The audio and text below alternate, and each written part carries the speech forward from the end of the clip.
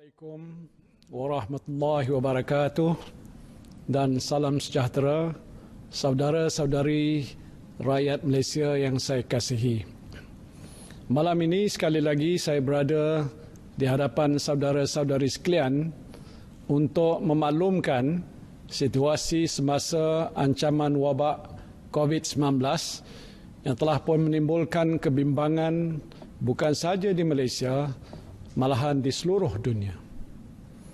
Sehingga kini wabak COVID-19 telah merebak di 135 buah negara. Seramai 162,711 orang telah pun disahkan positif COVID-19 ini di seluruh dunia. Daripada jumlah ini, seramai 6,443 orang telah meninggal dunia.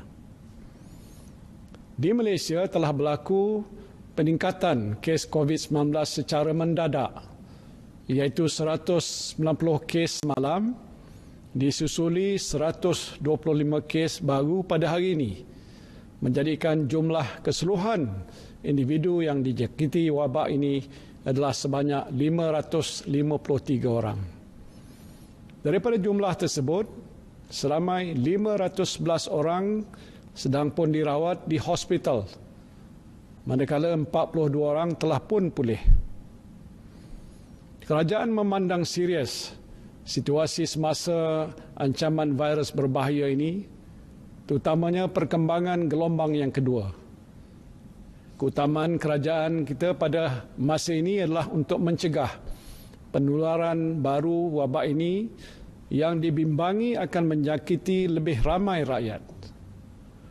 Situasi semasa wabak ini memerlukan tindakan drastik diambil bagi memulihkan keadaan secepat mungkin.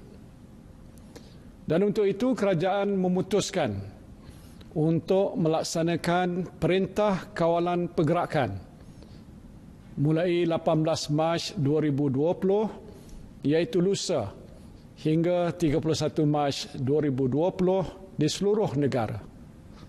Perintah kawalan ini dibuat di bawah Akta Pencegahan dan Pengawalan Penyakit Berjangkit 1988 dan Akta Polis 1967. Perintah Kawalan Pergerakan ini meliputi pertamanya ialah larangan menyeluruh pergerakan dan perhimpunan ramai di seluruh negara, termasuklah aktiviti keagamaan, sukan, sosial dan juga budaya.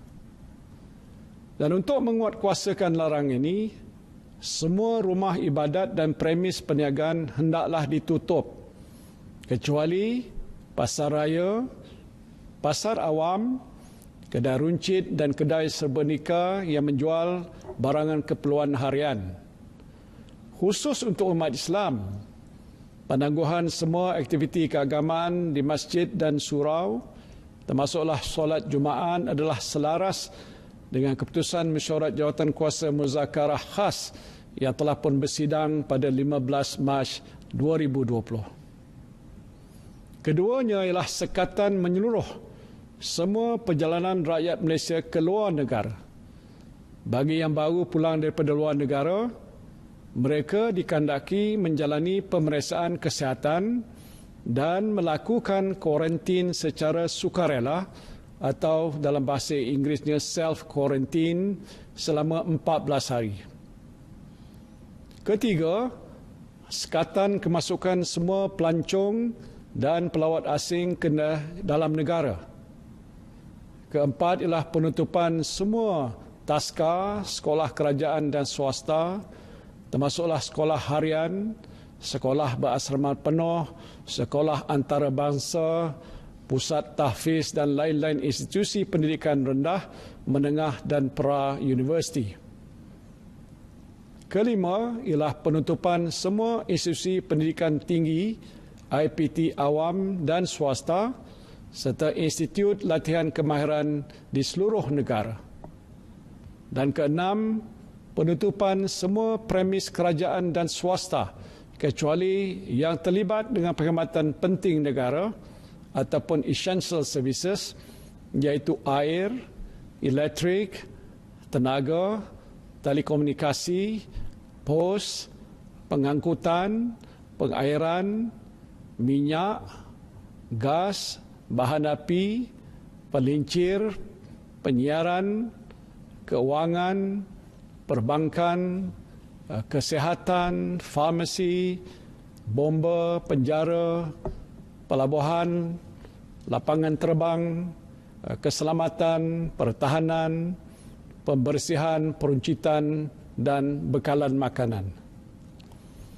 Saya sedar bahawa saudara dan saudari mungkin merasakan bahawa tindakan yang diambil oleh kerajaan ini menimbulkan kesulitan, kesukaran untuk saudara-saudari menjalani kehidupan seharian.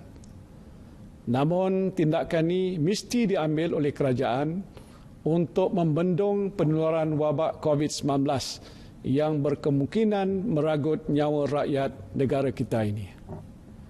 Kita telah melihat peningkatan wabak COVID-19 secara mendadak daripada puluhan orang yang dijangkiti virus ini kepada ribuan orang dalam satu masa yang begitu singkat di beberapa buah negara lain. Sudah pasti saudara dan saudari tidak mahu keadaan yang sama berlaku di negara kita. Kita tidak boleh menunggu lebih lama sehingga keadaan menjadi lebih meruncing dan tindakan drastik perlu diambil dalam kadar yang segera untuk menyekat penularan wabak ini dengan cara menghadkan pergerakan orang ramai. Dan inilah satu-satunya cara untuk kita mengelakkan lebih ramai rakyat negara ini dijangkiti wabak yang boleh meragut nyawa. Saya harap saudara-saudari dapat bersabar menghadapi dugaan ini. Jangan panik, juga jangan rasa cemas dan sentiasalah bertenang. Saya percaya dengan langkah-langkah sekatan pergerakan yang dilaksanakan oleh kerajaan ini, kita mampu menyekat penularan wabak ini dalam masa yang terdekat. Kita telah melihat beberapa buah negara yang mengambil langkah yang agak drastik untuk mengawal penularan wabak ini seperti negara China yang telah menunjukkan penurunan mendadak kes-kes jangkitan COVID-19 ini. Saya juga ingin memberikan jaminan bahawa bekalan bahan-bahan makanan, keperluan harian dan juga penjagaan kesihatan termasuklah topeng muka adalah mencukupi. Saya telah pun mengarahkan Kementerian Perdagangan Dalam Negeri dan Hal Ehwal Pengguna agar sentiasa memantau situasi bekalan makanan dan keperluan harian di pasaran di sepanjang tempoh Perintah Kawalan Pergerakan ini berkuat kuasa. Saya merayu kepada saudara dan saudari agar sentiasa mematuhi Perintah Kawalan Pergerakan ini. Ini adalah tanggungjawab kita bersama yang mesti kita laksanakan sebagai rakyat yang prihatin terhadap keluarga kita, masyarakat kita dan negara kita.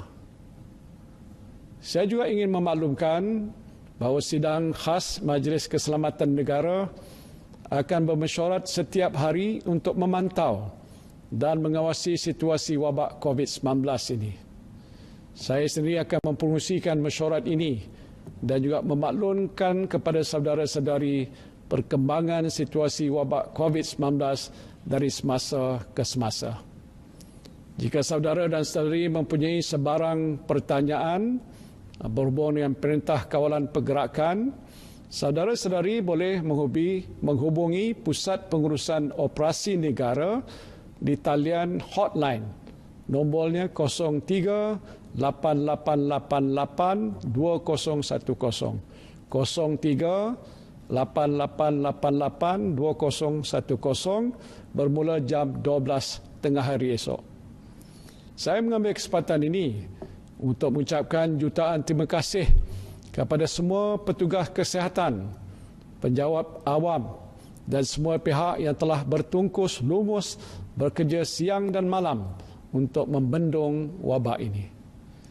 Saya berdoa agar saudara dan saudari sekalian akan terus cekal dan tabah dalam menjalankan tugas untuk negara demi memastikan keselamatan dan kesejahteraan rakyat di negara ini senantiasa terpelihara.